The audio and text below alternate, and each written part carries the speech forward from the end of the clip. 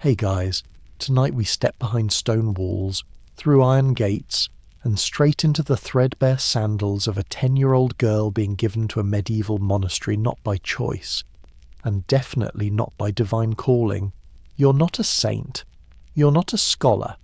You're a kid who got caught in a deal you had no say in, and spoiler, you probably won't survive this. So, before you get comfortable, take a moment to like the video and subscribe, but only if you genuinely enjoy what I do here. And let me know in the comments where are you listening from, and what time is it for you. Now, dim the lights, maybe turn on a fan for that soft background hum, and let's ease into tonight's journey together. Your first memory is the sound of sheep bleating, not a choir, not bells, just sheep angry, musky, loud. You're riding in a cart packed with rough cloth and bristly hay, squeezed between your aunt and a chest of dried fish, heading toward a future your parents have chosen on your behalf. You don't quite understand what's happening. One day you were helping shell beans by the hearth, and the next you're being brushed, scolded, and wrapped in your good smock. Your mother cried but didn't stop the cart. You're going to be given to God, which sounds lovely until you realize God lives behind tall stone walls and does not allow dolls, sweets, or climbing trees. The cart jolts, the gatehouse appears. It's not majestic, it's not even clean. The monastery smells like old wool and boiled onions, and there's a goat tied to the post who regards you like he's seen this all before. A nun opens the door. She's older than time. Her eyebrows are gone. Her smile is not unkind, but it's the kind that says, "I will know if you lie." You're led inside.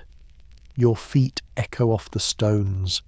The gate closes behind you with the kind of finality only medieval hinges can produce. And just like that, you're inside, not just the monastery or the life. You're led to a narrow room with a bench, a pitcher of water, and a folded robe, scratchy and undecorated. You're told to strip, wash, and change. There's no privacy. You do it anyway. Your own clothes are taken, folded, labelled, and carried away like contraband. Later, you learn that families often donate daughters to monasteries to save money, gain favour with God, or simply because there's no room for them at home. Oblation, they call it, a religious offering. You're not an offering. You're a kid with a braid down your back and a question no one will answer. Will I ever go home? They take your hair next. You sit on a stool while a younger nun, her eyes apologetic, cuts your braid clean off and places it in a cloth pouch. They burn it. You don't know why. Something about vanity and the devil's ladder. Your scalp feels cold. Your reflection in the bucket is unfamiliar. You're given a new name. You thought you were called Maud or Elswith or Rosamond. Nope. You're now Sister Scholastica. You're 10. No one explains what it means, just that it's yours now. You won't hear your real name again for years, and even then, it'll sound like it belongs to someone else. That night, you sleep in a stone cell with straw on the floor and a prayer nailed to the door. You're supposed to memorize it. You try. You fail. You dream of your old dog who licked your face when you cried. He's not here. But God is, apparently. You just haven't figured out what he wants yet. You wake up before the sun because the bell rings before the sun. It's not a friendly bell. It's not even trying to be. It sounds like someone is dragging a metal cauldron across a cobblestone floor while grumbling about sinners. You sit up on your straw mat, head pounding from cold and confusion. Your feet are half numb. Your robe is twisted around your knees, and your mouth tastes like you swallowed a candle. Welcome to the first day of the rest of your cloistered life. This cell door creaks open. It's not locked. That's the fun part. You're not a prisoner. They say you're a vessel for divine service. But if you miss Lord's the 2:30 per prayer, you'll find out how creative an abbess can be with her disapproval. You shuffle out into the dark hallway. The torches are dim. The stones beneath your feet are wet from condensation, which is a fancy way of saying the floor is crying too. You join a procession of half-awake girls, all wrapped in wool, all bleary-eyed and silent. Some are as young as you. Some are nearly women. You're not allowed to speak, not because of a vow of silence, but because morning prayer isn't about you.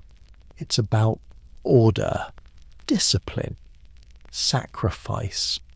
You reach the chapel. It's beautiful, if you can keep your eyes open long enough to notice. High ceilings, faded frescoes of saints looking mournful, candles flickering in sconces shaped like leaves. The only warmth is from the breath of 50 other people praying not to fall asleep again. You kneel on a cushion that feels like it's been repurposed from medieval punishment devices. The psalms begin. You chant, badly. You forget half the Latin. A nun to your left whispers the correct line with the speed and judgment of a snake. You murmur thanks. She doesn't respond. You don't know her name. You might not for years. It's not important. What matters is that she's your spiritual sister, and will probably tattle on you for mispronouncing Kyrie Ellison. After Lord's comes Lectio Divina divine reading. You're given a cracked wooden tablet and a wax stylus. Your job copy a verse from memory onto the tablet, scrape it clean, and do it again. You mess up the same verse 6 times. Eventually, a nun sighs, takes your hand, and writes it out for you letter by letter. She smells like barley tea and lavender soap. Her fingers are cracked and ink-stained. You'll never forget that. Then it's breakfast. If you thought medieval monastic cuisine was generous, think again. You get peas. You get porridge. You get water that tastes like the bucket it came in. You eat it in silence. Only the abbess may speak, and she reads aloud from a commentary on Ecclesiastes while you chew. You wonder briefly if this is how saints are made by boredom and boiled legumes. Then it's time for work, because girlhood here doesn't mean playtime. It means labour. You follow a group of novices to the outer courtyard. You carry baskets. You peel turnips. You sweep pathways you'll never walk as a free person. You stitch hems on altar cloths. You pray the needle doesn't draw blood, but it always does. And when it does, you're told, offer it up. Everything is offered up. Cold, offer it up. Tired, offer it up. Lonely, definitely offer that up. It's like suffering has a direct line to heaven, and you're the postal service. Midday comes with another bell. More prayer, then more work, then 1 hour of silence for reflection. You sit on a bench in the cloister walk and try to reflect. Mostly, you fall asleep. You're poked awake by a girl with red cheeks and fast fingers who disappears before you catch her name. You already like her. That evening, Vespers fills the chapel again. You chant. This time, you remember 3 lines. You think that's progress. You feel a little proud. Then you drop your hymnal. It echoes like thunder. Someone coughs. A cough that contains 17 layers of disdain and 1 smirk. You pick it up. You bow your head. You pretend not to exist. After supper, peas. Again, you're permitted a short period of recreation. You sit with the other girls on the stone floor and sew, or write, or read if your eyes aren't burning. Someone tells a joke. No one laughs aloud. but one girl snorts. The abbess appears, seemingly from nowhere, and that girl spends the next hour scrubbing candle wax off pews. You make a mental note, no snorting. Ever. Finally, it's time for bed. You return to your cell, you kneel, you pray, you lie down, you stare at the ceiling. You think of your old life, the feeling of grass under your feet, the taste of apple, the sound of your real name spoken in kindness. You wonder if this is what God really wanted. Then the bell rings again. Matins. Midnight prayer. You sigh and rise. Your feet hit the floor with a soft slap. Cold again. Always cold. The straw mattress barely held your shape, let alone warmth. You grope for your robe in the dark, trying not to knock over your candle stub. Matins. The midnight prayer waits for no one, not even 10-year-old girls with bleary eyes and aching knees. You shuffle into line, blending into the slow procession of sleepy figures. No one talks. The only sound is the scrape of sandals against stone and the occasional suppressed sneeze sacrilegious if it interrupts a chant. You file into the chapel. The candles have burned lower. The incense is thick. It smells of dust and longing. You kneel again. Always kneeling. Your knees are developing permanent impressions. The abbess begins the call. The choir answers. You're somewhere in the middle, mouthing words you only half know, but you hum softly, hoping that counts. You pretend to be devout. Maybe you are. It's hard to tell the difference between faith and fatigue in the middle of the night. After matins, you go back to your cell for a few hours of sleep, but your brain is wide awake now. You lie there, listening to the wind whistle through cracks in the stone. You think you hear a mouse chewing something in the wall. It's oddly comforting. At least someone else is up with you. When the bell rings for prime, the morning prayer, you get up again. You've been in the monastery barely a day, and you've prayed more than you ever thought humanly possible. You're starting to forget what it felt like to wake up when you wanted to. The day repeats itself. Pray, work, pray, eat, pray. You're assigned to clean the novices' quarters with 2 other girls. One is quiet. One chatters when no one's listening. You like the chatty one. She hides broken crusts of bread under her mattress to snack on during silence. She offers you one. It's stale and beautiful. You bond over floor scrubbing and the secret joy of knowing you didn't get caught. In the afternoon, you're taken to the schoolroom, a small, drafty space with slanted benches and a nun who could freeze boiling water with a glare. You're taught the Latin alphabet badly. Your fingers are sore from copying verses into wax tablets. The stylus keeps slipping. Your letters look like worms, the nun tuts disapprovingly. You feel heat rise in your face. You try again. You're also taught to pray in proper posture. That means no slouching, no sighing, no daydreaming. Your hands must be perfectly folded, your eyes lowered but not shut, your voice soft, steady, and in harmony with the others. You begin to understand this place isn't trying to raise you, it's trying to erase you, your old habits, your voice, your memories. Even your name is fading already. Sister Scholastica. They call you, Scully for short, if the other girls like you. So far, it's only been you there. At dinner, you eat something suspiciously like the porridge from breakfast reheated, perhaps, and flavoured with resignation. The abbess reads again. Today's lecture is on obedience. You chew slowly and wonder if the saints were ever bored out of their skulls. That night, you get your first real punishment. Not a flogging, Not even a scolding. Worse extra prayers. You forgot to bow during the blessing. The nun noticed. She didn't say a word.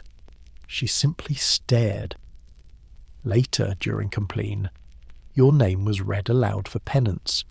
You spend the hour after lights out kneeling in the chapel, repeating Psalm 51 until your knees throb and your eyes blur. You're told, offer it up. You do. Because what else is there? Historians argue whether young girls in monasteries were mistreated or simply misunderstood. Some say they were sheltered from the chaos of medieval life. Others say they were imprisoned in piety. You're starting to suspect the answer is yes. When you finally return to your cell, you collapse without undressing. The candle has burned out, the shadows are deep, but you feel something strange, a kind of peace, not joy, not comfort, just the quiet understanding that you've made it through another day, and tomorrow you'll do it all again. You trudge out of bed before dawn again, this time without needing the bell to scare you upright. Your body is adapting to the rhythm, sort of. Your legs know where to go. Your feet hit the cold stone in a particular order now, like you're part of a procession that never truly stops. Even in sleep, you still don't like it, but you no longer question it. That's progress. You reach the chapel for lauds. The air smells like damp wool and beeswax. The other girls are already filing in, robes swishing, eyes hollow with that divinely exhausted glow. You kneel in your usual spot. You're beginning to develop a working relationship with your cushion. It knows your shins intimately now. Today, your assigned work is in the herb garden. You feel a flicker of excitement, fresh air, sunlight, plants. You follow Sister Beatrix, whose hands are permanently green, and who always smells like mint through the cloister yard to a small walled plot of earth tucked between two towers. It's muddy, unruly, wonderful. You're handed a basket, a curved blade, and the names of 5-herb sage, yarrow, wormwood, feverfew, and comfrey. You nod like you know what they are. You don't. Sister Beatrix sighs. She's used to this. She shows you which ones sting, which ones soothe, which ones help bleeding, and which ones stop it from ever starting. You start cutting. The garden becomes your favourite place within hours. It's the only spot where silence feels like choice, not sentence. You can smell soil, hear bees, feel wind on your face that hasn't been filtered through incense or candle smoke. You wonder if the saints ever gardened. You hope they did. Sister Beatrix doesn't say much, but when she does, it's often something like, God grows time for the obedient, or St. Hildegard says marjoram heals the soul. You nod. You begin saying your prayers as you work, not because you're told to, because here it feels right. Then, back inside, the comfort ends.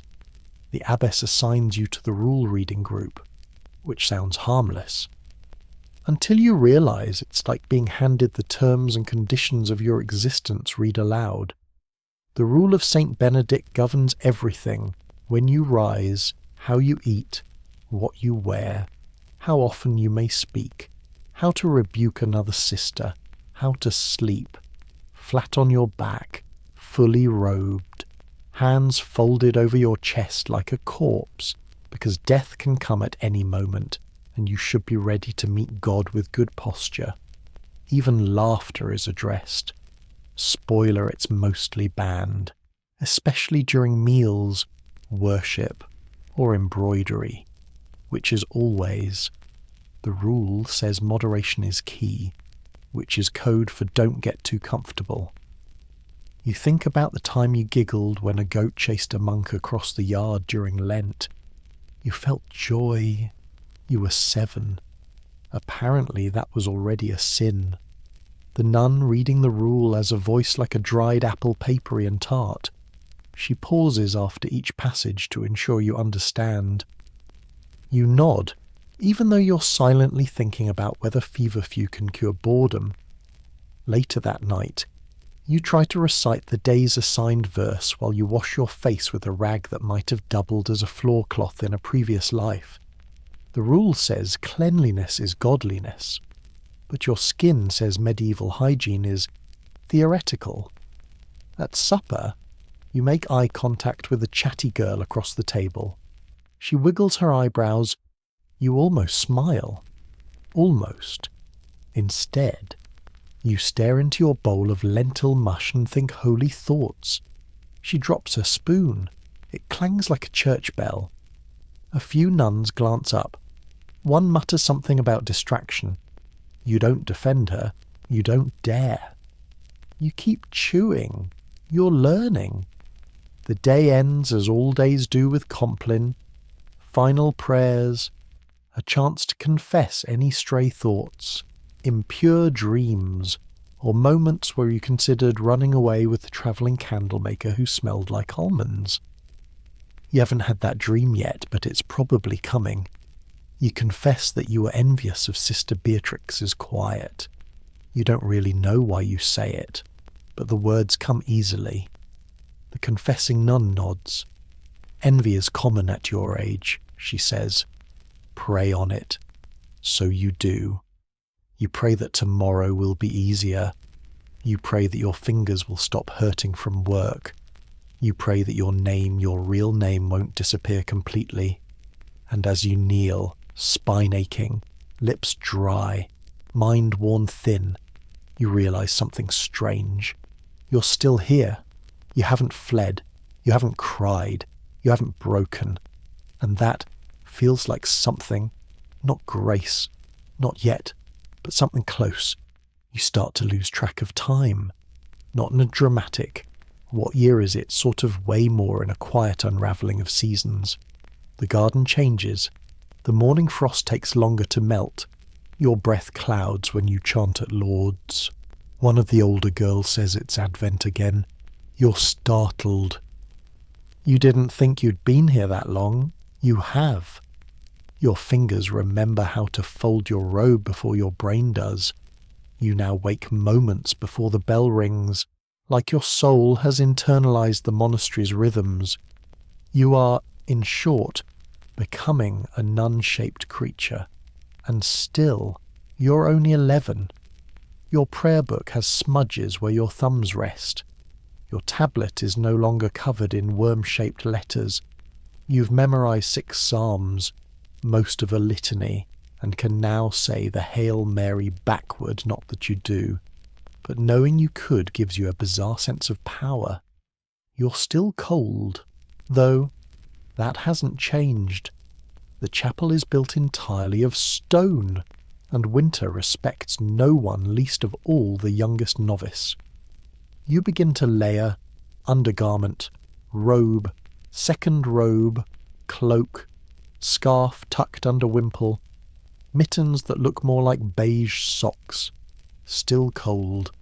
You learn to tuck your hands in your sleeves while kneeling. You learn to hold your breath during the first minute of silent prayer, just to warm your face a little. One morning, your breath fogs up the edge of your hymnal. It freezes there, a tiny miracle. Breakfast that day is turnip broth and black bread. You drink it slowly, more for the steam than the nourishment. At your chores, you're assigned to clean the scriptorium. You love this room. It smells like parchment, dust, and lamp oil. There's something comforting about knowing someone, somewhere, thought words mattered enough to copy them by hand for years on end. You dust each lectern with care. You trace your fingers along the margins of old Bibles, worn smooth by generations of touch. You find one page where someone drew a tiny bird in the corner, a hidden piece of mischief among columns of sacred text. You smile. It feels like an inside joke from a ghost. Sister Theodora catches you smiling and says, "What's so joyful about dust?" You shake your head. "Just glad it's not the privy today." She almost smiles back. Almost. Later. You're told to copy a psalm using a goosefeather quill. You dip too deeply. Your first letter blobs like a wounded beetle.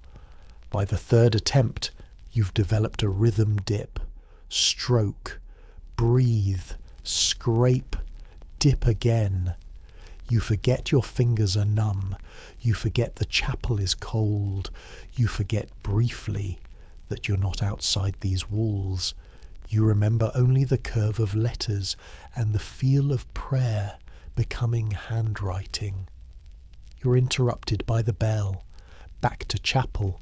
Back to knees. During Vespers, you hear the girl beside you whisper something under her breath. It sounds like a joke. You glance at her. She glances back. You both look away.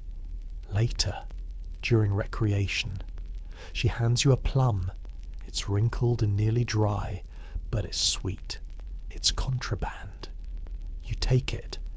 You eat it slowly. You think it's the best thing you've tasted in months. She says her name is Avisha. You nod. She says, "I was meant to marry until my betrothed died of fever." You say, "I was meant to marry too, I think, but I was the fifth daughter." She shrugs. God takes who he needs. You both fall quiet, not because you run out of things to say, but because that's the rule, and because too much speaking leads to notice. Still, when she prays next to you at Compline, her fingers brush yours, and you feel a little less alone. You lie awake that night and stare at the ceiling. You realize your knees no longer ache quite as much. Your back still hurts, but only when scrubbing floors. Your memories of home are blurry. The smell of your mother's hair faded.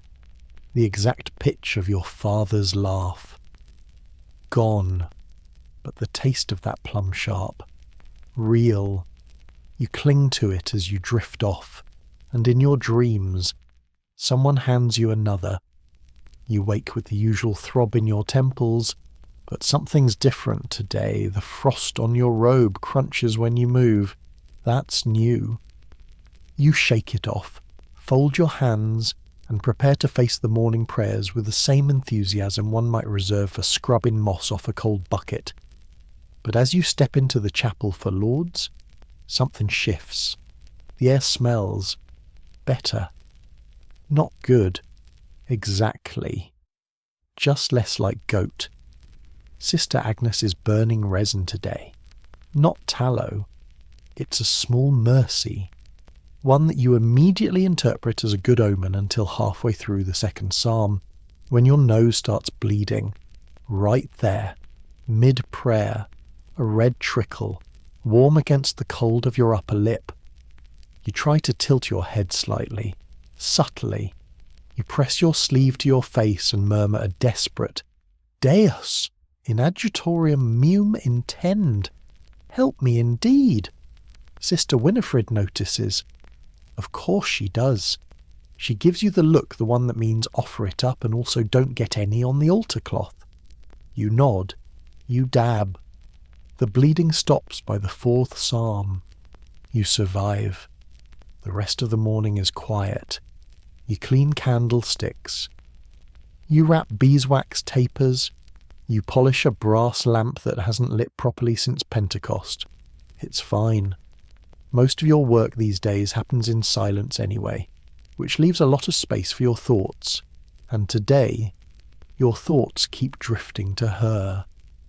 The nun in the West Wing. Sister Honoria. She's not like the others. She doesn't bark. She doesn't sigh. She just hovers. You only ever see her at odd hours walking the halls long after Compline, or crouched by the cloister garden plucking herbs no one else dares touch. She has a pet crow, which you're pretty sure is against several rules, but no one seems to question it. The crow follows her like a shadow that sometimes squawks. She also has no eyebrows. None. And somehow, that makes her even more unsettling. You asked Sister Beatrix about her once. She makes the sign of the cross and mutters, "She's been here longer than the stone," which is not a helpful answer. Later that week, you find yourself assigned to assist in the infirmary. This is a punishment probably for humming during meal prep, but you take it as a learning opportunity. Also a chance to sit. The infirmary smells of vinegar and dried sage. You recognize most of the herbs now: calendula, angelica, elderflower. Sister Honoria is there, of course. Her crow perched above the door, eyeing you like it knows your secrets. You try to look useful. She grunts, points to a pile of bandages. You begin folding. She watches for a while, then says, "You have clever hands." You freeze. That's the first thing she's ever said to you. You nod, unsure if thank you is allowed. She continues mixing something in a bowl, honey. Maybe you catch a whiff of mustard and crushed garlic. Smart girls get bored, she says. You don't respond. She looks up. Boredom leads to trouble. Still no idea what to say. Then she adds, "Unless it leads to invention." You realize she's not scolding you. She's warning you. Then she hands you a strip of cloth soaked in vinegar and says, "Put this on your temples next time your head throbs." You nod. You bow. You back away like she's royalty or a demon, and you're not sure which. After that, you see her differently. Not softer, but clearer. She's strange, but she survives. And somehow, that makes you want to learn from her. You ask to help in the infirmary again the next day. They say yes, possibly because no one else wants to. You spend the afternoon organising jars. One labelled mousebone ash gives you pause. You don't ask. Honoria watches, says nothing. The crow calls once. You drop a jar. It doesn't break. You thank 5 saints and 1 saint's donkey. That night, you don't kneel in your cell before bed. You lie flat on your back, arms folded, eyes tracing the cracks in the ceiling. You think of Sister Honoria. You think of the crow. You wonder how long it would take for someone to notice if you drew eyebrows on your pillowcase. You almost laugh, but then you remember the rule, and instead you smile, silently, which is just rebellious enough. You're 12 now, though birthdays aren't really celebrated here. No candles, no singing, just a nod from the abbess, and maybe an extra spoonful of lentils if the kitchen sisters are feeling charitable. You mark time by the liturgical calendar, not by cake or gifts. Still, you know it's your birthday because the stars told you. No, really, Sister Honoria has been teaching you how to read them, late at night, on infirmary duty. She quietly lifted a portion of the shutter and pointed out a cluster of lights. "There," she said. "See how Virgo tilts now. You were born just before she turns. You squinted through the darkness. You'll learn to count the world by light," she whispered, "when no one else sees it. It's the closest anyone here has come to affection." You carry that moment with you like a warm stone in your pocket. Back in daily routine, nothing changes. The bell still rings before your dreams finish forming. You wake with straw in your hair and a crick in your neck. Your robe smells faintly of mildew. Your fingers are sore from embroidery. Today's project a vestment for the feast of St. Agnes. You and the other novices sit in a row stitching golden lambs onto a velvet cloth so thick it eats needles for sport. Your fingertips bleed. Again. You're told not to get blood on the cloth. It's a sin. Someone suggests spitting on it first, to clean it. You stifle a laugh. Laughter isn't forbidden, technically, but it's discouraged. And it has consequences. Sister Agnes once reassigned a girl to privy cleaning for a week after she laughed during Compline. You don't know what the girl had said, but you remember how fast she disappeared. You remember how long the abbess glared at the rest of you after. The lesson stuck. But sometimes in the herb garden, or in the scriptorium when the lamp smokes just so, you and Avisha sneak jokes in hushed tones, like the time she said the abbess looks like a vulture mid-hunt whenever she chews, or the time you pretended your psalm tablet was a shopping list figs, lentils, one sacred mystery. You're both going to hell, probably, but not today. Today, you're assigned to help with relic cleaning. Yes, that's a real job, and yes, it's exactly as weird as it sounds. The relic room is deep within the west wing, behind 2 locked doors and a tapestry that smells like forgotten incense. It's cold, dark, and filled with glass cases containing fragments of bone, fabric, hair, and things that once belonged to people who now have churches named after them. Your job: dust the reliquaries with a badger hairbrush, slowly, quietly, with reverence. The room hums with stillness. You feel watched, but not in the usual judgmental nun way. More like somebody in these boxes might be listening. You accidentally sneeze in front of a vial labelled Thumb of St. Felix. You apologise, out loud, because somehow that seems polite. Avisha, assigned beside you, whispers, "Do you think they ever get bored?" You raise your eyebrows. She grins. Imagine being a toe for eternity. You bite your lip. Don't laugh. Don't. Too late. The laugh bubbles out. A real one. Sharp. Sudden. Airy. You clap your hands over your mouth, but it echoes anyway. It bounces off the reliquary shelves, off the walls, off the saints. The room goes silent, more silent than usual. Your chest tightens. Avisha freezes. Then nothing. No footsteps. No scolding. The saints, apparently, have a sense of humour. Or maybe they're just tired. Either way, you both finish dusting in silence. That night, you tell Sister Honoria what happened. She doesn't react. Just says, "Dead saints make better company than live bishops." Then hands you a jar of ointment for your raw fingers and goes back to grinding dried nettle. You go to bed feeling strange, like maybe you've been here long enough to belong, not by force, by familiarity. The prayers come more easily now. The silence doesn't itch quite so much. Even the cold feels expected. You don't feel holy, but you feel capable. You kneel beside your cot. You pray. And for once, you don't pray to be let out. You just say thank you.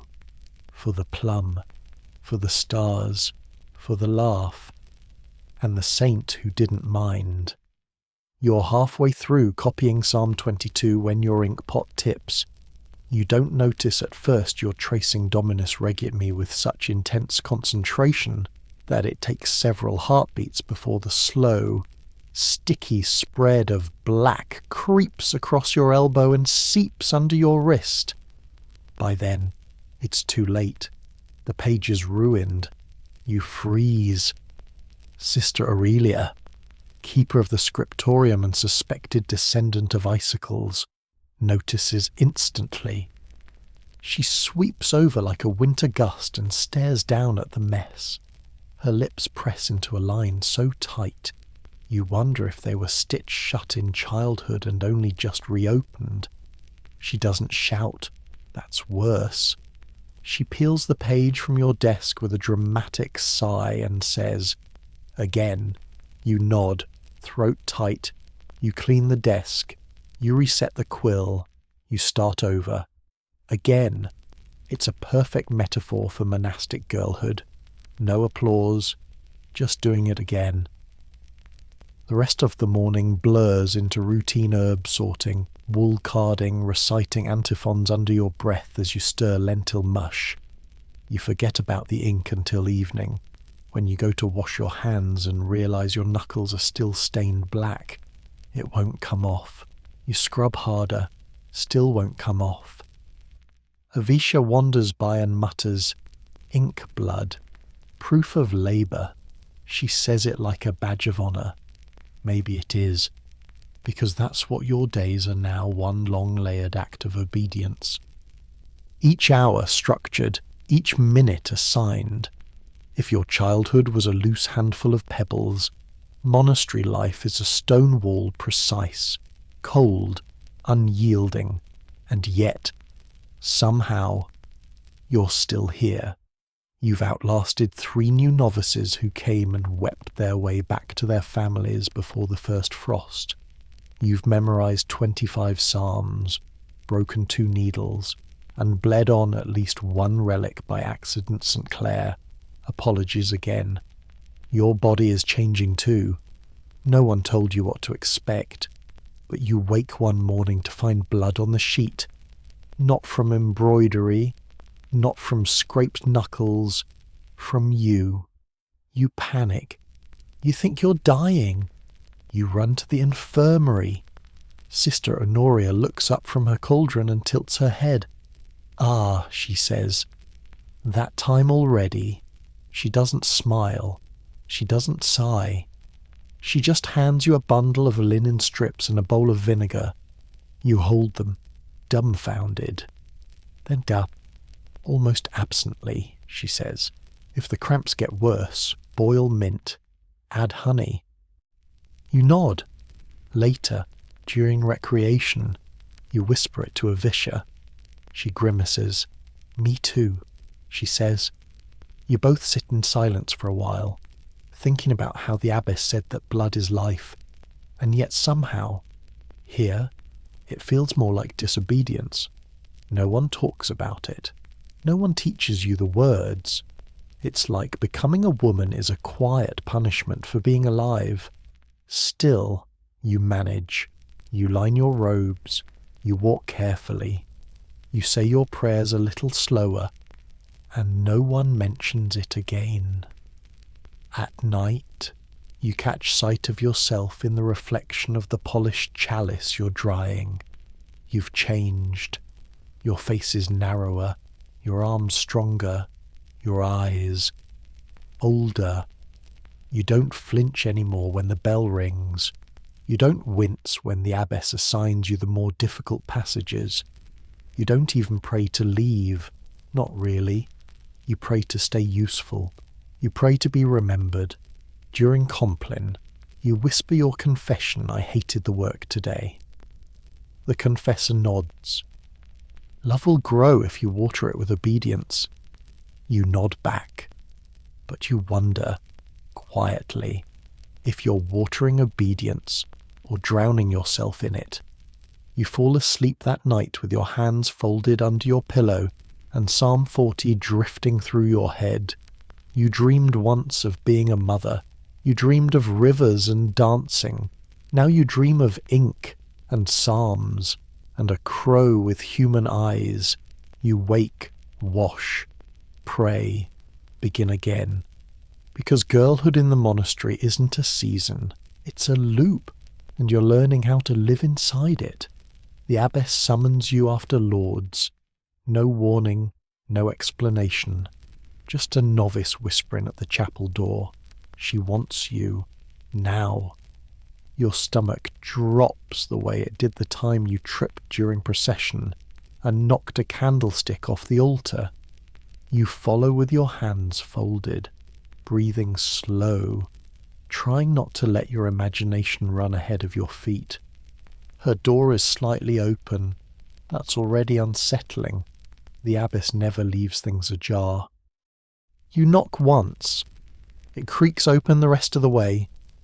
She's there, seated behind her desk, her habit folded like origami, her eyes sharp enough to slice parchment.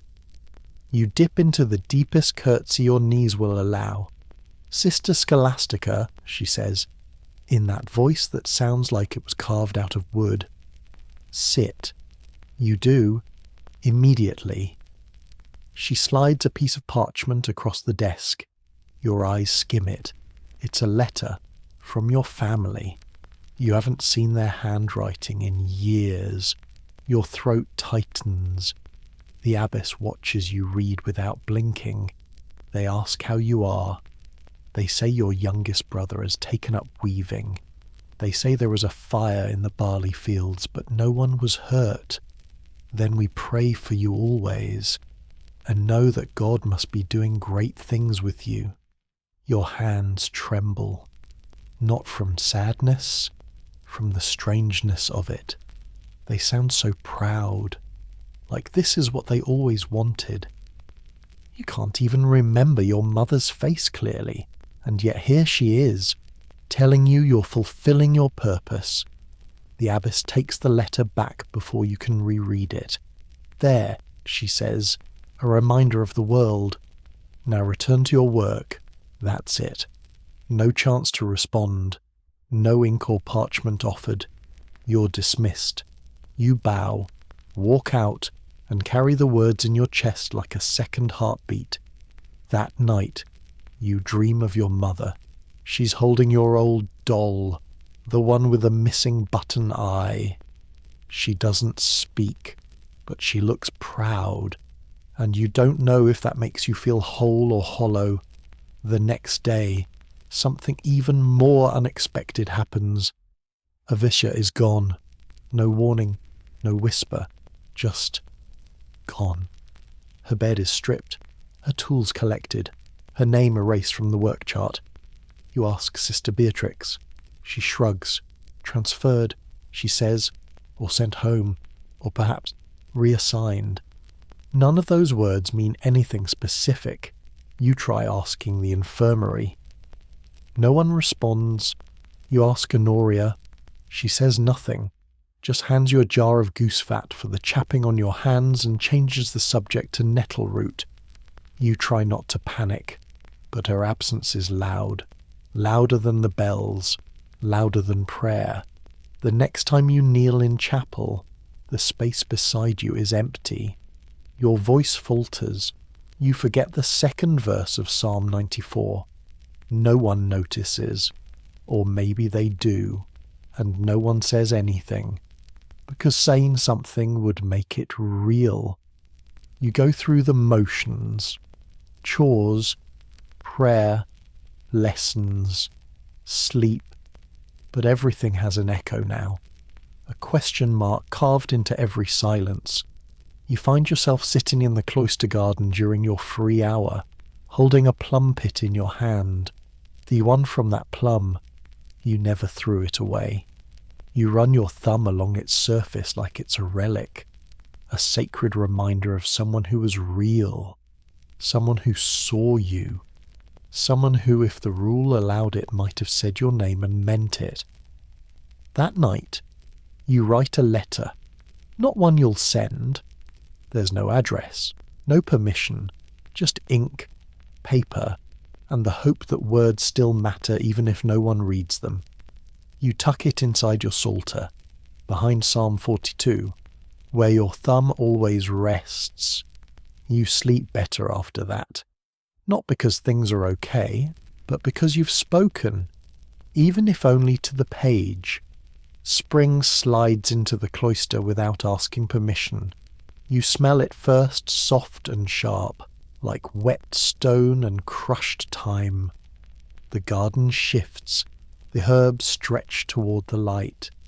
Bees return, fat and fuzzy, bouncing between blossoms as if they own the place. The chapel windows glow warmer in the morning. You don't need 3 layers under your robe anymore, just 2. You've now spent more than 2 years within these walls. You no longer count the days.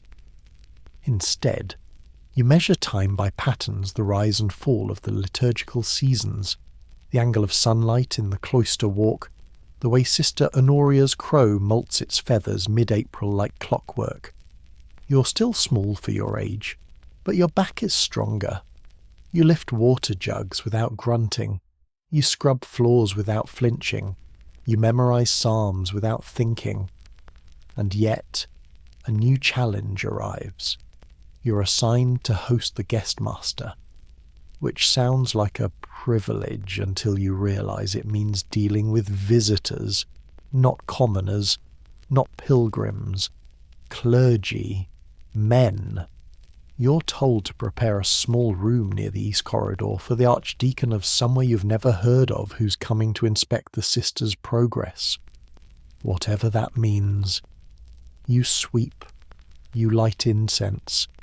You arrange the guest towel with such precise folds it feels like embroidery. And when the day arrives, you kneel behind the others in the receiving hall as the guest enters. He's older than the chapel doors. His robe is velvet, his rings gleam, his voice is syrup thick with righteousness. He asks questions, not to you, of course, to the abbess, to the sub-prioress, to the scribe. They answer with smiles and murmured titles. You're invisible, which is a blessing until he notices you. His eyes linger longer than they should. You drop your gaze. You feel the heat rise in your neck. He says nothing, just smiles and turns back to the abbess. You remain kneeling long after he leaves. That night, you lie awake thinking about that glance. It wasn't evil, but it was sharp. Too sharp for a place built on prayer. The next day, you're reassigned. No explanation, no discussion. You're now spending your mornings in the laundry. It's wet, it's cold, it smells like lye and fermented socks. It's also the only place where no one speaks Latin and the rules are looser, possibly because everyone is too exhausted to enforce them. You work beside Sister Sabina, a wall of a woman who lifts wet linens like sacks of flour. She hums while she works tuneless things that sound like lullabies for pots. She shows you how to scrub bloodstains from underrobes. She doesn't ask questions. You appreciate her immediately. After a week, your hands are red, your back aches, and your posture resembles a bent coat rack. But you don't mind. Because the laundry doesn't ask for pretense, only labour, and in return, it gives you something rare in the monastery honest fatigue. No penance attached. Just the ache of muscles that did their job. One afternoon, Sabina presses a crust of bread into your hand. It fell from heaven, she says, straight-faced. You eat it like communion at Compline. You fall asleep mid-prayer. Your neighbour pokes you awake before the abbess notices. You mouth the rest of the verses with your eyes barely open. You sleep harder that night than you have in weeks. You dream of hot stones and clean bed sheets and someone humming beside you in a fog of steam. You wake with your head against the stone wall and a smile you quickly erase. Because dreams are dangerous. They remind you there's still a self inside this robe. A self with preferences, desires, opinions. You tuck her away again, but not far. She's closer to the surface now. And she's watching. You're stitching a hem in the scriptorium when it happens again. Not a scandal, a feeling, a jolt, small and sudden, like the tug of a memory that doesn't belong to you. It comes while you're threading a needle through the edge of a torn binding, mending the velvet cover of a book older than the monastery walls. It's nothing dramatic, just the brush of wool across your wrist. The scent of lavender and parchment dust, and for a moment, you're not here, you're outside, in a field, somewhere warm, with light that touches your skin like an old friend, and then it's gone. snapped away by Sister Aurelia's cough and the sound of a stool scraping across stone. You blink. You return to the needle. You do not speak, because who would you tell that the linen-swathed silence of the scriptorium just made you feel homesick for a world you don't remember? It passes, mostly, like all things do here.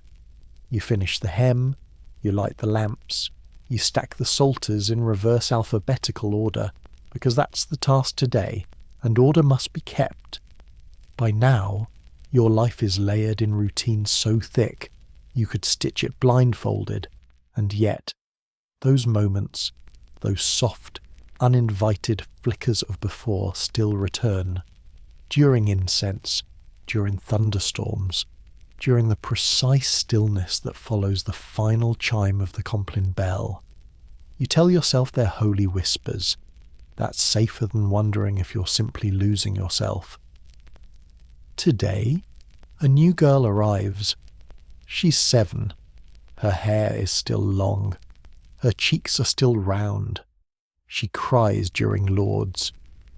She cries again at breakfast, when someone takes her bread because she forgot to say amen. She cries quietly, but constantly. You're assigned to guide her. You do not want to, not because she's a burden, because she's a mirror, still full of noise and self and softness. You remember what that looked like. You introduce her to the herb garden. You show her how to tuck the linen wrap between her shoulders to keep it from sliding off while she scrubs. You give her your oldest, softest wool scarf when her lips turn blue during matins. She looks at you like you're a saint. You do not deserve it. You tell her to fold her hands more tightly when she prays. You tell her to speak less during supper readings. You are not being cruel. You are trying to keep her here, because if she keeps making noise, they'll notice. And if they notice, they'll erase faster. So you whisper the rules. You show her where to hide crumbs and when it's safe to hum. You catch yourself smiling when she mimics your steps during morning procession, and then you stop. Because smiling feels dangerous. Still at night. She sneaks to your cot and curls up on the stone floor beside you, pressing her back against yours for a warmth. You don't speak, but your hand brushes hers, just once, a gesture outside the rule. You both pretend it didn't happen, but it did, and it means something. Later that week, she asks why you don't laugh. You pause, then say, because the walls remember. She thinks about that, then says, so do I. You're not sure what to do with that answer, but you don't correct her. You both return to copying prayers, one letter at a time. You're now the one whispering the Latin corrections. You've become the girl who once whispered to you.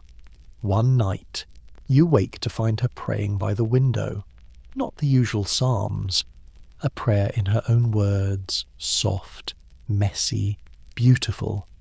You do not interrupt, you just listen. And think maybe the saints hear that kind of prayer more clearly, because it's not routine, it's real.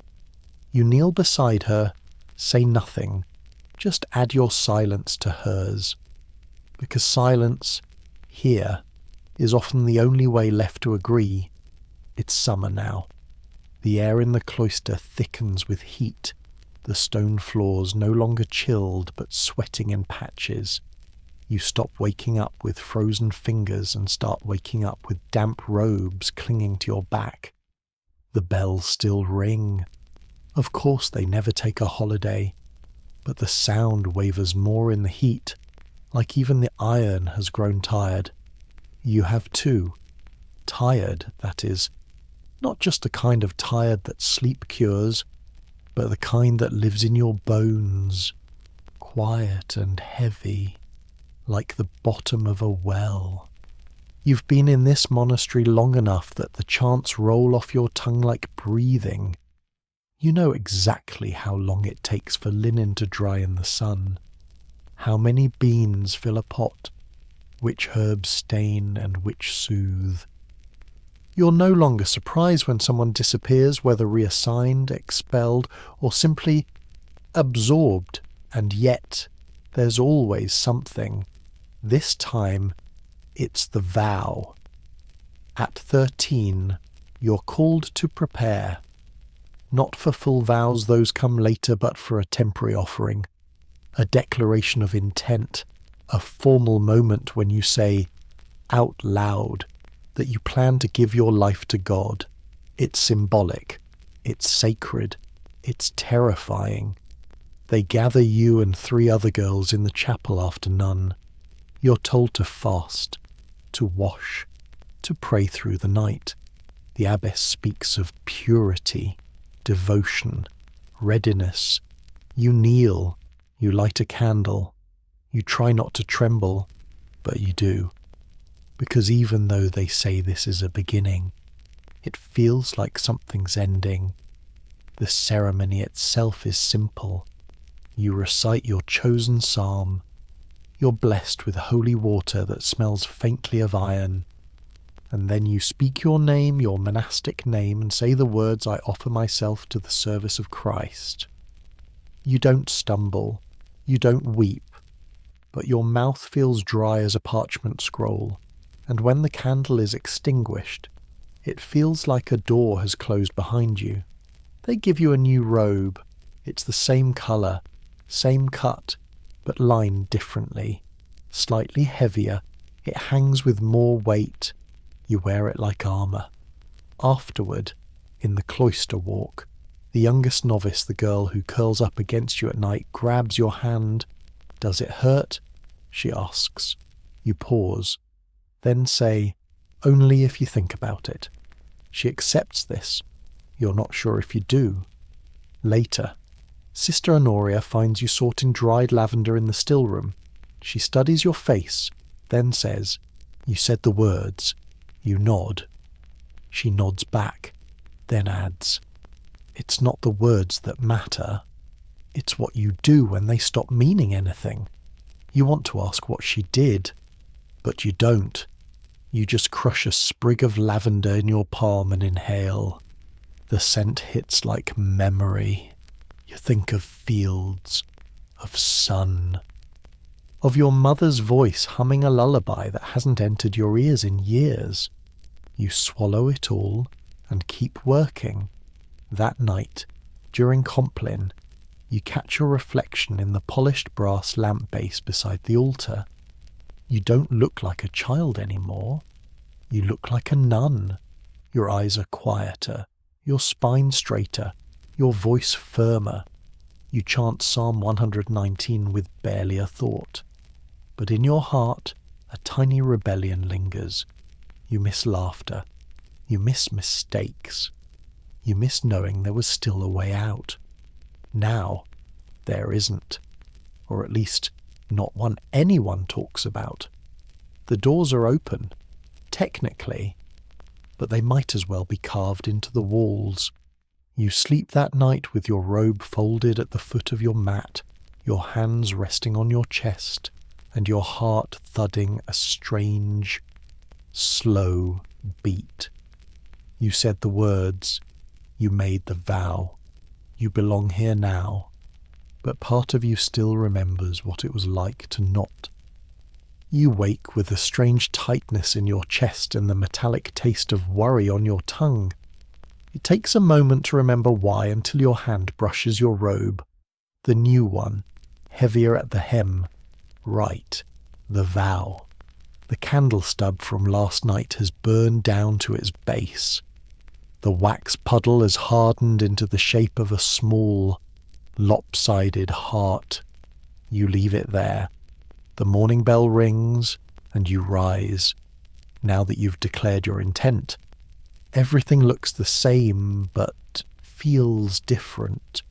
You swear the others glance at you differently, just slightly. The abbess nods once, longer than usual. Sister Beatrix hands you a sheaf of nettles without the usual comment about ungrateful roots. Even Sister Aurelia, patron saint of withering judgment, gives you one less correction than you deserve during dictation. It's almost like you've graduated, except there's no celebration, no feast, no song, just a new level of expectation. You're assigned a task today you've never had before: care of the relics. Not cleaning them, not dusting. That was child's work. Today, you're responsible for escorting them during the summer procession. Each year, on the feast of St. Cuthberga, the sisters walk the cloister with candles and chanting, bearing relics from the inner chamber through the halls so that the entire monastery may bask in their blessings. You're told to carry the footbone of St. Cuthberga herself. It's in a gilded box. You're not to drop it. You're not to trip. You're not to blink, sneeze, or so much as hiccup while holding it. No pressure. You practice all morning with a practice reliquary made of stone and scrap wood. It's surprisingly heavy. Not because of the bone, because of the gold leaf and sacred expectation. By the time the sun begins to dip, you're ready, or as ready as one can be to hold the ancient toe of a beatified noblewoman. The procession begins. The bell tolls. You walk in step behind the abbess. Candles flicker around you, casting long shadows down the colonnade. The sisters chant a minor key version of Psalm 45. You hold the reliquary before you like a sacred offering, arms trembling slightly from the strain. Your heartbeat matches the rhythm of the psalm, and for a moment, just a moment, you feel transcendent. Then your left sandal catches on a raised flagstone. You stumble, only slightly, but enough. A soft gasp echoes behind you. You recover. The reliquary tilts, but you right it. The abbess does not turn, but you know she felt it. Afterward, no one says anything, but Sister Aurelia hands you a small cup of nettle tea and mutters, "Next time, don't blink. You nod, you don't cry, because you're past that now. Instead, you return to your cot and sit in silence, staring at your hands. They ache. They always ache now. From thread, from wood, from stone, from bone. The youngest novices chatter softly in the corridor, whispers of the procession, of how beautiful the candles looked, of how lucky you were to be chosen. You don't correct them. Let them believe in the glory. Let them believe it means something. Because if you say what you're thinking, that the toe bone slipped, that you almost dropped it, that holiness is heavy, they'll look at you like you've betrayed the veil. That night, you do something you haven't done in a long while. You write a letter, another one that you won't send. You hide it behind your psalter again. It says, "I think I made the vow too early, but I don't know who I'd be outside these walls now. Is that faith or fear? Please tell me someone else has asked that." You fold the page, slide it into Psalm 31 in T, Domin, Speravi, in you, Lord. I have hoped. And in the stillness of your cell, as the candles gutter and the wind pushes against the shutters like a child trying to come home, you wonder if the saints ever second-guessed themselves. Would they have told anyone, or did they too just quietly keep going? You dream of windows. Not real ones, not the thick, narrow slits carved into monastery walls, meant more for ventilation than sight. You dream of wide, clear panes you've never actually seen glass like water, sunlight pouring through unbroken. In the dream, you're sitting by one, barefoot, warm. Outside there's grass, a breeze, no bells. You're not sure what time it is, and no one cares. Then the bell rings. Not in the dream, in real life. Vigils, Your eyes open, and the stone ceiling waits where it always is, traced with cracks you've memorized. One looks like a fish, another like a crooked shepherd's staff. You swing your legs over the cot and groan softly as your knees crack. 4 years ago, they wouldn't have. Now they do, outside your cell. The candlelight flickers down the cloister corridor and you walk quietly, past Sister Aurelia's room, past the tapestry of St. Agnes, her lamb staring at you like it knows, and into the chapel for another round of midnight chanting. You're not a novice anymore, but you're not fully professed either. You're between. The monastery loves that word between earth and heaven, between sin and sanctity, between knowing and trusting. But the truth is, in this strange liminal place, things grow murky, not holier, just hazier. You spend your days teaching the younger novices now. They come to you with their questions, their tangled threads, their silent cries disguised as clumsy embroidery. You show them how to tie knots properly, how to hold the psalter without smudging it with sweat, how to breathe slowly when Sister Aurelia is watching. You don't tell them the hard parts. You want to, but you don't. Instead, you smile. You nod. You say, it gets easier, because it does. Sort of more truthfully. You get better at pretending ease. One girl, a red-haired 9-year-old with crooked teeth and endless questions, asks you what God's voice sounds like. You pause. You consider telling her that you haven't heard it lately, that you're not sure if you ever did. Instead, you say, like stillness that waits for you to notice it. She squints. So, like Sister Honoria, you almost laugh. Almost. You nod instead. Later, you find her in the garden whispering into the wind. You leave her be. You've been tasked with preparing the vestments for the upcoming feast of the Assumption. The linen is stiff, the gold thread fragile. Every stitch must be perfect. You spend hours bent over the cloth until your fingers buzz. Sister Beatrix walks by, peers at your work, and nods once. High praise. But as you stitch the final border, you prick your thumb. A drop of blood blooms bright on the hem. You freeze. You look around. No one sees. You know the rule.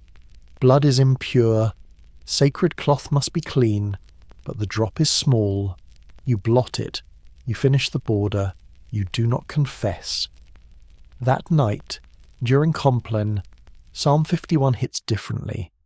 Wash me, and I shall be whiter than snow. You mouth the words like always, but your fingers throb. The next day, you're assigned a new role reading aloud during meals, a coveted position. It means the abbess trusts your Latin. It means your voice is clear. It means you're seen. You read a passage from the life of St. Scholastica. The room is silent, but for your voice echoing off stone. As you reach the part where Scholastica weeps to keep her brother from leaving, your voice catches, just briefly, enough that Sister Aurelia looks up. You recover. You keep reading. But your heart doesn't. That night, you remember Avisha, gone now, maybe dead, maybe married, maybe free. You wonder what her voice sounds like now. If it still carries psalm tone residue, or if it has reshaped itself to another life entirely, you wonder if she ever wrote back in her mind, to a girl who never sent her letters. You wonder if you could still shape a different voice.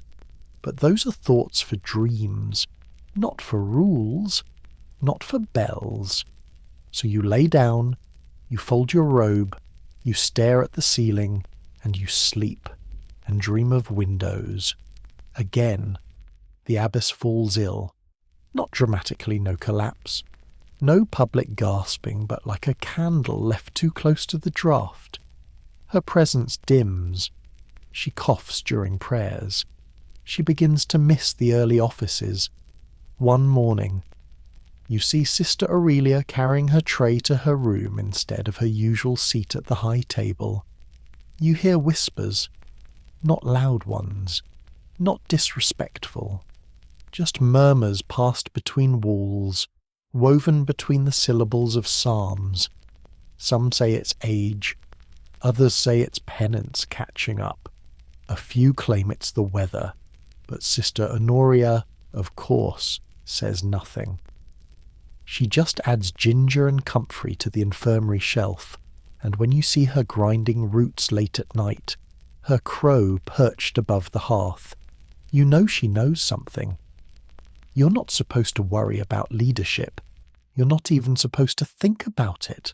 The hierarchy is stable, eternal, ordained. That's the theory. But you notice the changes. Meals grow quieter, chores more regimented. Sister Aurelia starts managing everything with that hawk-eyed precision that makes everyone fold laundry faster and pray louder. And somewhere deep down, something shifts. The monastery doesn't feel like the same shape anymore. It's not rebellion. It's unease. During vigils, you catch yourself zoning out halfway through Psalm 73. Your voice keeps chanting, but your brain wanders back to that field you've never visited, back to those dreams of windows, to the idea of air that doesn't carry incense or obligation. You shake it off. You press your fingers harder to the page. Still, it lingers, that odd, fluttering thought. What happens if the abbess dies? You ask no one. You pray longer. You stitch tighter. The rule says stability is a virtue, and you're trying so hard to be stable. But even stones crack. Even foundations shift. That week, a boy arrives. This is rare. Boys don't enter the cloister, not unless they're there to fix something, deliver something, or become something. He's a messenger, young, 15, maybe. You don't see him directly, you're not supposed to, but you hear his voice through the gate, trading words with Sister Aurelia, fast, unpolished. He's from the bishop's seat, apparently, bearing news about diocesan changes and spiritual directives. You press your ear against the gate for a moment too long. A knock on the wood makes you jump. It's Sister Aurelia, frowning. You have duties, she says. You nod. Apologize. Leave. But now your thoughts churn, because the world is out there, still spinning, still moving, still carrying letters and faces and bread ovens and market stalls and girls your age who wake when they choose and go where they will. You don't resent the monastery, but you don't revere it in the same way, either. You see the cracks now, the flickering candles, the fading strength of the abbess. That night, the youngest novice wets herself during prayer. She's punished, not harshly, just with silence. No one sits beside her during meals. No one helps with her washing. You watch her carry her shame like a jug too heavy for her arms, and you realize this place is built to shape you, but it will not hold you when you splinter. Only you will. Only the other girls, if they dare. Later, you sit beside her during recreation. You don't say anything. You just hand her the better of your 2 sewing needles. She takes it with shaking fingers. You think that, in its way, might be enough. That night, you kneel beside your cot. You whisper the same words you always do, make me worthy, but your mind adds something extra, uninvited and soft. And if I am not, let me still be kind. Sister Honoria catches you reading poetry, not scripture, not a saint's life. Poetry. It's in a worn little book you found tucked behind the infirmary's supply shelf, probably forgotten by one of the older nuns long ago.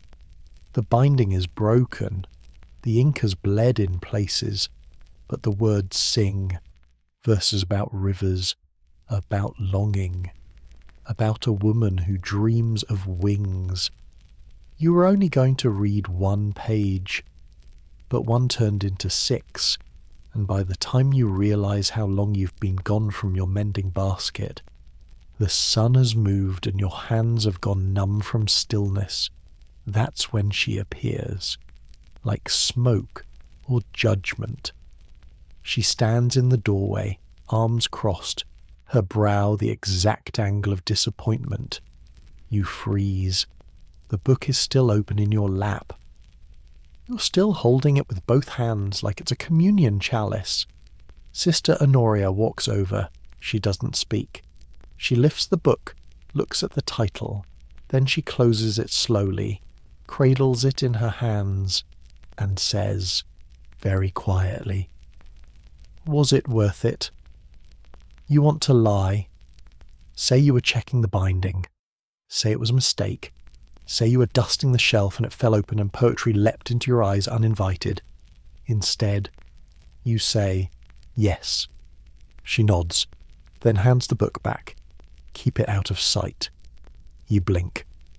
She turns and leaves. No lecture, no penance. Just permission, the silent, heavy kind. You slide the book into the folds of your robe. You carry it back to your cell like contraband.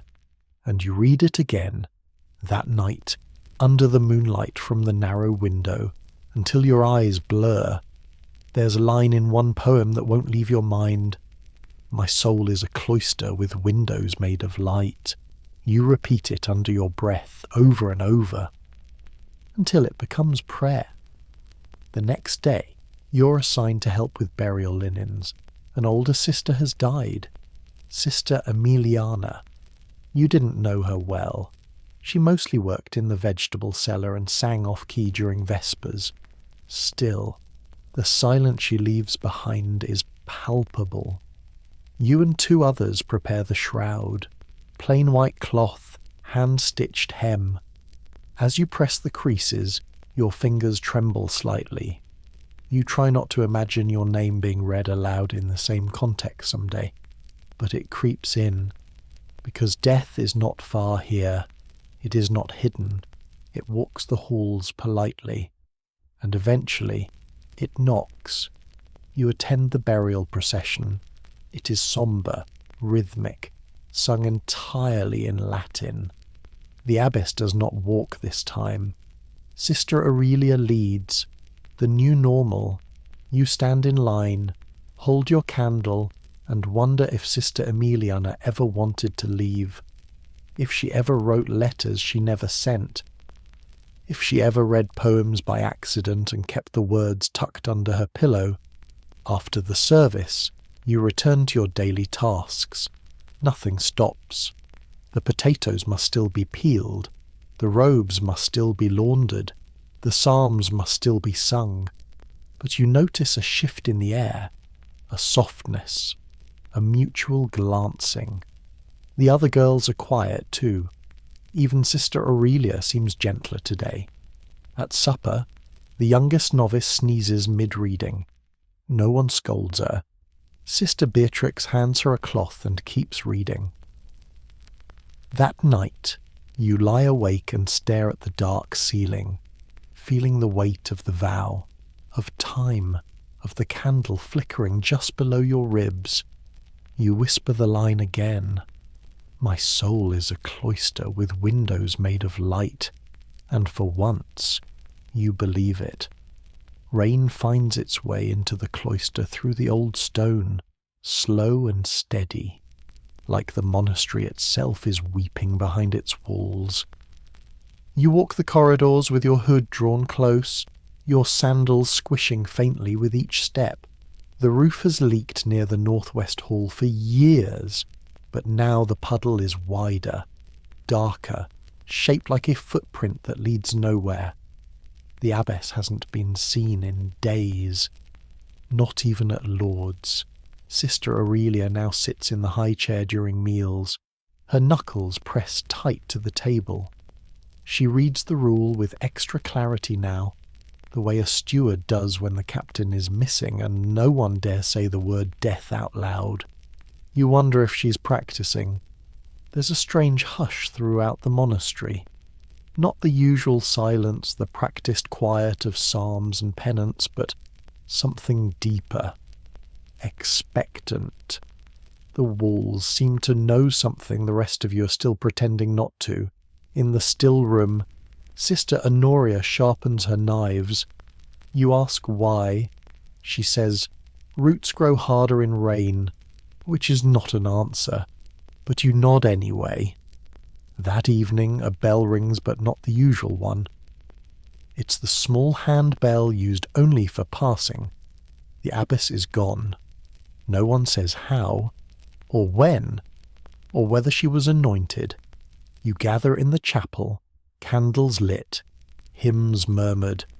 The psalm chosen is 116. Precious in the sight of the Lord is the death of his faithful servants. You chant it with trembling lips. You did not expect to mourn her. She wasn't warm or tender, but she was constant, and now you feel adrift. Sister Aurelia stands to speak. Her words are plain, firm, carefully measured. She says the abbess served well, lived rightly, and now rests in peace. She says the community will be led in her absence until further notice. She does not say, "I am your abbess now," but everyone hears it. Afterwards, the youngest novices cry softly in the corridor. You hand one of them your scarf. She wipes her face, clutches your hand. You don't pull away. You sit with her, in the rain, under the cloister arch where it drips like clockwork. You're not supposed to sit in the corridor, but tonight, no one stops you. You wake the next morning with your back stiff from the stone bench and your scarf damp from tears that weren't all the child's. You've entered a strange new season. No one names it, but you feel it in every task. The schedule stays the same. Lords, work, prime, study, chores, but everything tastes like transition. Even the bread, especially the silence. During scriptorium, you're asked to copy a fresh scroll of the abbess's rule annotations. You do so slowly. Your fingers drag slightly across the parchment. You leave one letter unfinished before the bell rings. An accident, or maybe not. Sister Aurelia reviews your work that afternoon. She says nothing about the mistake, but she does assign you new tasks for the next day. You're now to instruct 3 of the youngest in Psalms 1 through 10. It's an honour. It's a test. You accept it quietly. That night, you find the poem again, the one hidden in your psalter, pressed flat behind Psalm 31. You reread the line you've clung to for weeks. My soul is a cloister with windows made of light. And suddenly, it occurs to you light changes shape depending on how it enters. It slants, it softens, it bends through glass, through gaps in the wall, through cracks in your certainty. Maybe your soul isn't a sealed chamber, maybe it's porous, and maybe that's okay. You sleep with the book tucked beneath your cot, not for hiding anymore, but for keeping, a relic of your own, one that didn't require sainthood to matter. Autumn returns in hushes. The leaves beyond the cloister wall rustle faintly, though you never see them fall. You only hear them, like ghosts combing the earth. The wind smells sharper now, curling through the chapel slats and tugging at the hem of your robe during evening processions. The new abbess, though still unofficial, is Sister Aurelia in all but name. Her rule is precise, predictable, and razor straight, the kind of leadership the monastery needs. Maybe the kind it recognizes, but not the kind that listens. She posts new assignments before prime, duties reshuffled, rotations adjusted, voices quieter. You're not reassigned. You are watched.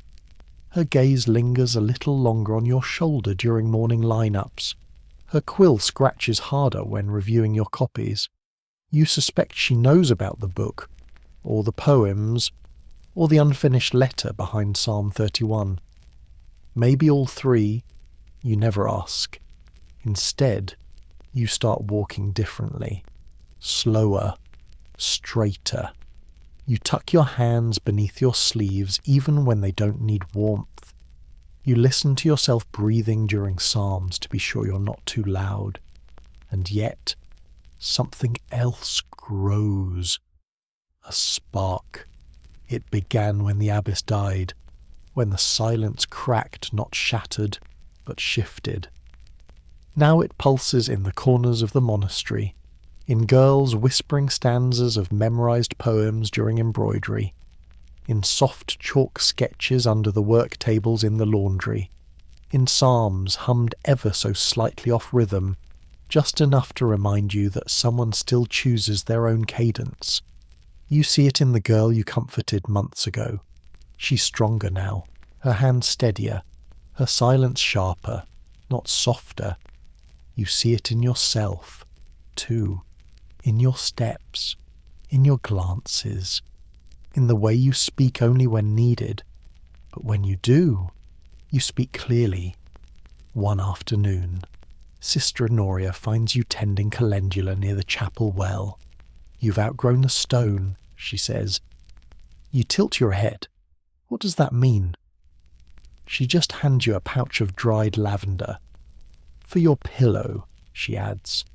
Sleep like something waiting to bloom. She walks away. Her crow follows. That night, your dreams return. Not the ones of windows those have quieted. New ones take their place. Of doors. Not closed ones. Not even open ones. Just unlocked. You wake feeling light and heavy. You rise. You begin your day. During the next psalm lesson, the youngest asks what refuge means in Psalm 91. You say, it's where you're safe without needing permission. The girl nods like she understands. Maybe she does. After prayer, Sister Aurelia calls you aside. You follow her through the west corridor, past the reliquary, past the statue of St. Scholastica, your namesake. You half expect to be scolded, reassigned, worse. Instead, she says your voice carries. You brace yourself. But then she adds, use it wisely. She walks away before you can answer. You return to your cell that evening and open your psalter. The poem is still there. You don't read it this time. You add to it. Your own line, not practiced, not pretty, but yours I am still becoming, even in silence. You fold the page back and place it under your blanket. And for the first time since you arrived, you don't feel like a girl pretending to be something else. You feel like someone real, not yet finished, but definitely alive. The first frost arrives overnight, creeping like silver ink across the cloister stones. You wake to breath rising in clouds and your blanket stiff from the cold. Outside, the garden is pale and quiet, the calendula bowed under icy lace. Even the crows seem slower this morning. You slip into your robe and join the others in the procession to Lourdes. The psalms sound brittle in the crisp air, voices cracking slightly with the chill. Sister Aurelia stands taller than usual, back straight as an oar, eyes scanning the room like a ledger being checked. After prayer, you gather near the fire in the scriptorium. Today's task is a section from the Book of Hours' delicate work, heavy in gold leaf and careful margin notes. You're assigned Psalm 27, your favourite, "The Lord is my light and my salvation. Whom shall I fear?" You write it slowly, the letters forming like old friends returning after a long absence. Your breath fogs the vellum. You don't rush. You want the words to stay with you. When Sister Aurelia reviews your lines that afternoon, she pauses. Her fingers hover over your script. Then she says, "Your hand is steady." You nod. Then, braver than usual, you ask, "Have you ever feared?" She looks up, surprised. The room falls still. She does not answer, but she also does not punish you. Instead, she closes the book and says, "Fear is the beginning of clarity." She leaves. You sit with those words for the rest of the day, weighing them like stones in your apron pocket. That evening, during supper, the youngest novice drops her bowl. It clatters across the floor. Lentils scatter. Everyone freezes. You rise. You walk over. You kneel beside her and help pick them up without a word. Sister Aurelia watches. She does not stop you. You return to your seat. You feel the smallest shift in the air. After Compline, you walk the cloister alone. The stars are out. You whisper parts of the poem under your breath as you go. My soul is a cloister with windows made of light. And then, softly, your new line, I am still becoming, even in silence. You pause by the herb garden, now brittle with frost. You touch a branch of time, dead at the edges, living in the middle. You think of all the girls who have passed through these walls, some who stayed, some who didn't. You think of Avisha, of the letters unsent, of the secrets kept beneath psalters and behind stone walls, and you wonder what would it look like to become, fully, here not escape, not rebel, just grow from within. That night, you write a new letter, not to anyone in particular, just to the girl you once were. You write, "You were scared. That was fair. But you're still here. That's more than anyone asked of you. You didn't forget who you are. You just hid her in the Psalms for a while. You don't hide the letter. You place it on your desk. You sleep. And in your dream, the door opens, not wide, just enough. Snow arrives before the bell. You wake to a world muffled in white, every edge softened, every echo swallowed. The courtyard, usually grey and rigid with angles, has become something secret. The stone arches wear delicate crowns of frost. Even the iron bell cord has grown quiet, as if it too is wrapped in wool. You rise without being told. Your robe is heavier now, lined with fur at the collar, a small concession granted to sisters who have lasted more than 3 winters. Your hands slip into your sleeves with practiced ease. The cold still bites, but it no longer shocks. At Lord's, your voice is steady, not because you feel holy, because you feel present. Each syllable of Psalm 126. Those who sow in tears shall reap with shouts of joy, feels truer now than it ever did when your knees first touched these stones. After prayers, Sister Aurelia pulls you aside. She hands you a folded scrap of parchment. At first, you think it's another correction, another assignment, another verse to copy. It isn't. It's a list. 3 names. One is yours, above them, written in Aurelia's small, slanted hand. For consideration, you stare, she says. We will need a new novice mistress come spring. You look up. Her eyes are tired, not cold, not sharp, just human. You nod. You don't ask why you were chosen. You already know. Because you stayed. Because you listened. Because you remembered how to speak and when to let others speak instead. The youngest novices gather near the cloister window that evening, their breaths fogging the glass as they marvel at the snow. You walk over. You kneel beside them. One of them tugs your sleeve. Will it always be this cold? You smile. It gets easier, you say.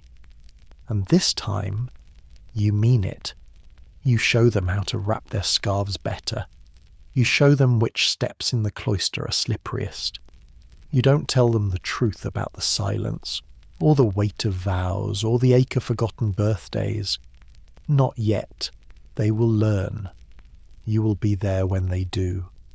That night, you visit the chapel alone. You bring no psalter, just the poem, your own, folded and rewritten, fresh ink on clean parchment. You place it gently in the wooden box beside the altar, the one used for petitions and anonymous prayers. No one may read it. That's not the point. You leave it there like an offering, like the curl of breath from a candle's last flicker, and you kneel, not because the rule tells you to, but because the floor is familiar, and the silence no longer frightens you, and you are not just a girl anymore. You are part of the stone now, not buried beneath it, built into it. Now breathe in, slowly. Feel your hands relax, unclench, soften into stillness. Let your chest rise and fall like waves lapping against a quiet shore. You've journeyed through time tonight, not just into a monastery, but into the fragile heart of girlhood carved within its walls. You've walked barefoot on cold stone. You've learned to pray in whispers. You've stitched hope into cloth and hidden your dreams in psalms. And somehow, you endured. You became part of a rhythm older than memory. You learned that silence doesn't always mean surrender, that obedience isn't always absence, that there's a kind of quiet strength in simply staying. Let those truths settle gently around you now like snow falling in slow spirals outside your window. Let the weight of ritual and routine melt away. Feel the stillness wrap around you, not as a burden, but as a soft, woolen cloak, safe, familiar, warm at last. You're not in the monastery anymore. You're in your own room, your own breath, your own bed, and the light that filled those cloister windows, it's still with you, right here. So let your eyes close now. Let your thoughts quiet. Let sleep come softly, like a bell rung far in the distance. There is no more work to do tonight. You've done enough. You are enough. Rest now, sister. Sweet dreams.